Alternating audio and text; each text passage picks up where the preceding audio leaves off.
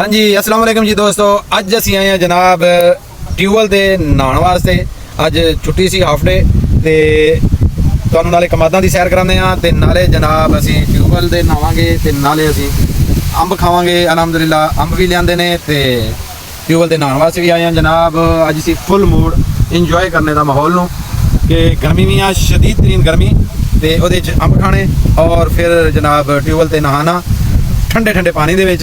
ये पंजाबी कल्चर साडा सकाफत भी है पंजाब दी ते जनाब ये असी ट्यूबवैल ते नहांदे ते अंब खांदे ते कमाद दी तुहानूं सैर करा रहे। कमाद ये हाले छोटा छोटा है, इंशाल्लाह जवान होएगा फिर ये जनाब मिलां ते जाएगा, शुगर मिलां ते फिर इसदी चीनी बनेगी ते फिर असी तुसीं इसदी चाह भी पीवांगे ते शरबत भी पीवांगे ते इंजॉय करांगे जिंदगी। चलो जी ट्यूबवैल ते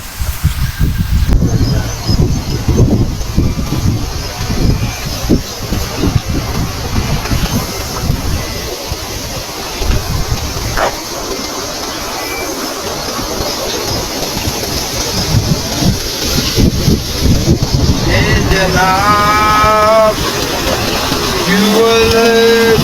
ट्यूबवैल देसी है, ट्यूबवैल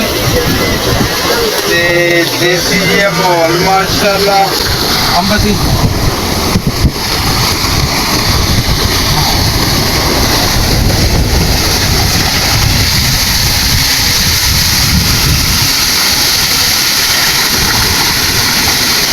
पंजाबी कल्चर पंजाबी लोग इंजॉयमेंट ट्यूबवैल खूबसूरत अलहमदुलिल्लाह ठंडा ठंडा पानी